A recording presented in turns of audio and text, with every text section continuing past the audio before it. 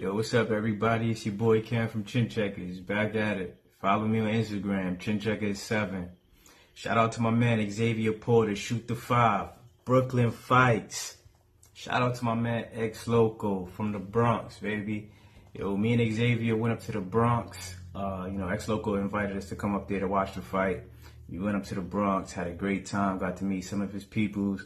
Shout out to Bang Bang Bruno, my boy Manny Fresh. Everybody else that was in the building, man, we had a good time. Got the chance to talk about life and boxing. And that's why I'm here.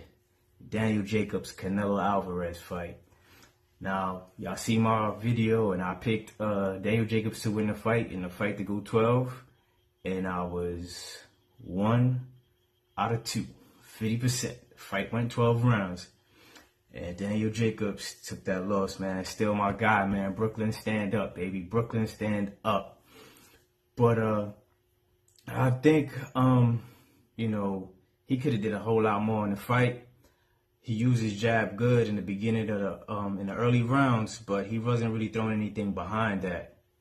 And there was a lot of times in the fight where he was going backwards, and that's not a good look, especially in the judge's eyes, I think if he would have fought more like he did when he fought Triple G, he probably would have came out with the victory.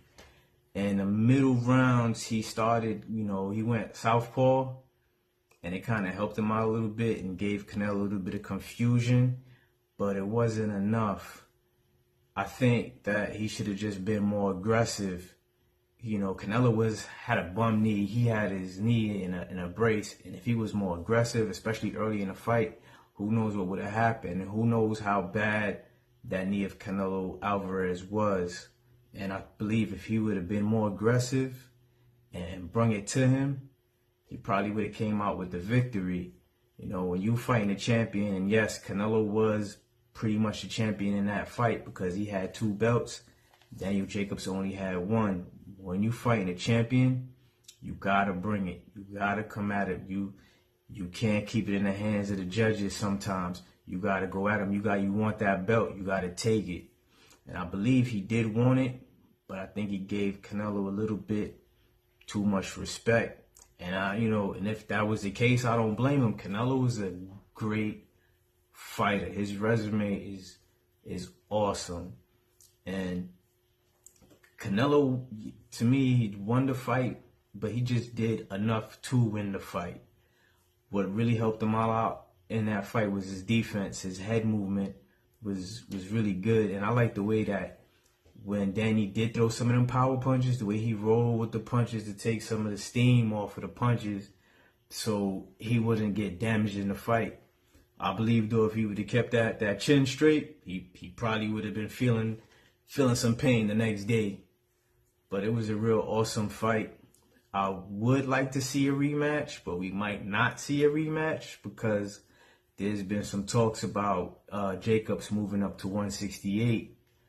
He had a little bit of problems where he weighed in the next morning, 3 pounds over the IBF limit, which is 10 pounds. They fought at 160, and he came in at 173. And with the IBF, the morning after the weigh-in, you can't weigh in after 170, which is a rule that I kind of like, and I wish that all the other belt body and sanctions would do, but everybody have their own rules, and it's a rule that I like with the IBF.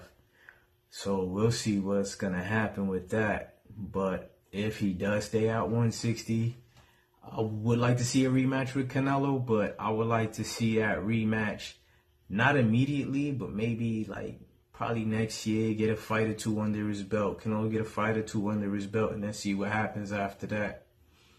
But yeah, that was my take on it. Guys, drop a comment, like, subscribe.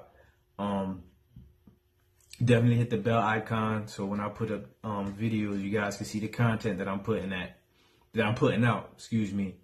But it's Chin Checkers in the building again, baby. All right, peace, y'all.